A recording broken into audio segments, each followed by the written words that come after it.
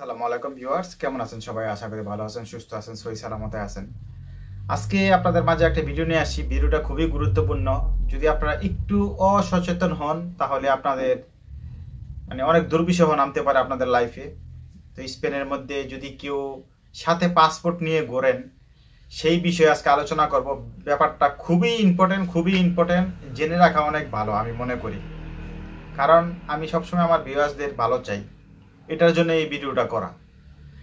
তো viewers, video যদি ভালো লাগে অবশ্যই আপনারা চ্যানেলটা সাবস্ক্রাইব করে দিবেন, আর পারলে ভিডিওগুলো শেয়ার করে দেন। আর আপনারা পৃথিবীর কোন দেশ থেকে দেখতেছেন, কোথা থেকে দেখতেছেন সেটা অবশ্যই জানাবেন, কমেন্ট করে জানাবেন। আর যারা আমার সাথে কথা বলতে চান বা আমার কনসালটেন্সি নিতে চান, তারা অবশ্যই আমার একটা নাম্বার আছে, পার্সোনাল নাম্বার, আমি সেটা বলে দিচ্ছি 003460215663। এটা হচ্ছে আমার পার্সোনাল নাম্বার। আপনারা চাইলে হোয়াটসঅ্যাপে নক দিতে পারেন, কিন্তু ফ্রি না।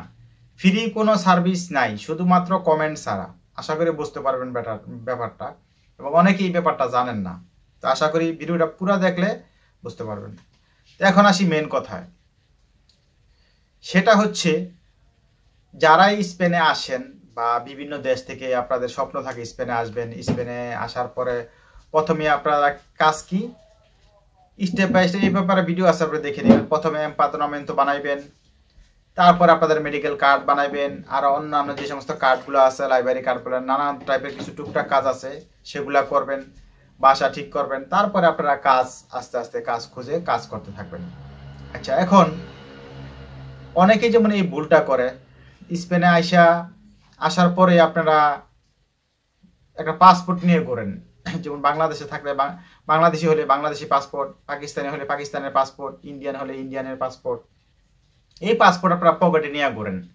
পকেটে নিয়ে ওই জায়গায় যান, সেই জায়গায় যান, বিভিন্ন অফিসে যান, বিভিন্ন দপ্তরে যান। হ্যাঁ, তো আমি আমার ভিউয়ার্সদেরকে বলবো যে আপনারা এই যে পাসপোর্টটা নিয়ে ঘোরেন, এটা যে কত বড় বিপজ্জনক আপনাদের জীবনে নেমে আসতে পারে সেটা কোনো আইডিয়া আপনাদের নাই।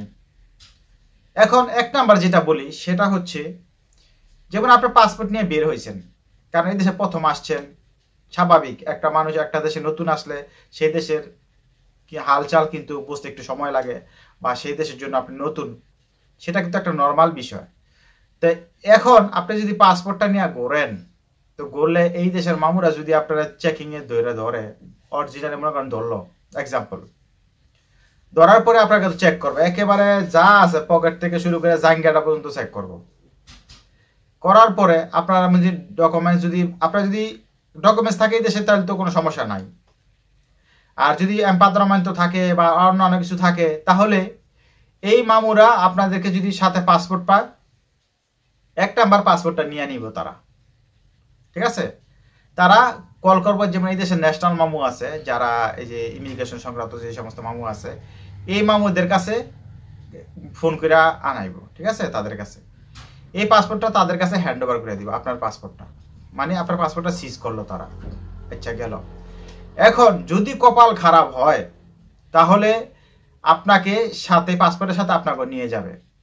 এবং যেমন একটা কাগজবিহীন লোককে প্রমাণ করতে হইলে যে এই লোকটা কোন দেশের, প্রমাণ করতে হলে সবচেয়ে বড় প্রমাণ হয়েছে তার পাসপোর্ট। তার সাথে যদি পাসপোর্ট পায়, এটার কোনো আপিল নাই।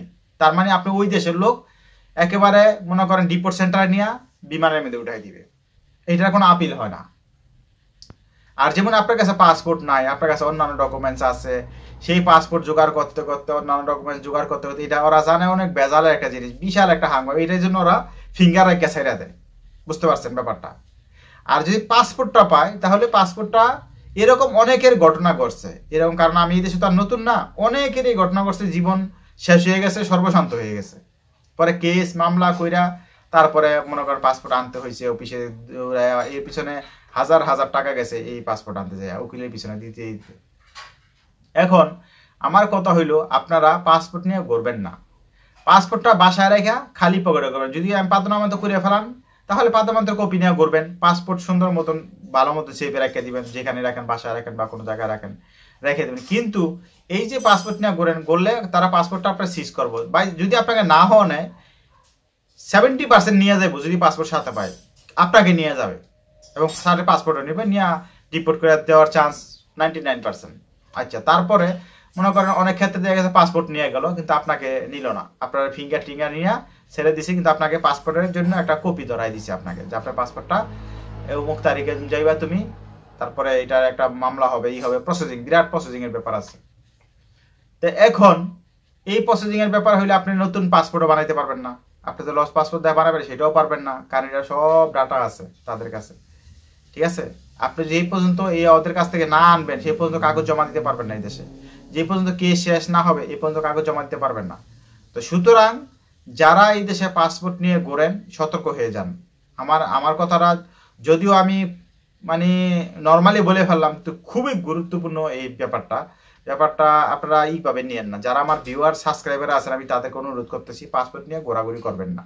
আর যারা অন্য মানুষের হিসাব আলাদা, যারা আমার ভিডিও দেখেন না তাদের হিসাব আলাদা, কোনো ব্যাপার না, তারা পাসপোর্ট নিয়ে সারাদিন ঘুরেন, কোনো সমস্যা নাই, ঠিক আছে। কিন্তু আমার ভিউয়ার যারা, আপনারা দয়া করে পাসপোর্ট নিয়ে ঘুরবেন না। আর যেখানে নেওয়ার দরকার সেখানে নিবেন, নিয়ে মানে বেশি ঘোরা করবেন, সরাসরি ওই অফিসে যাবেন, কাজ শেষ করে সোজা বাসায় এসে রাইখা দিবেন, রাইখা দিয়ে সারাদিন ঘুরেন, কোনো সমস্যা নাই, বুঝতে পারছেন ব্যাপারটা।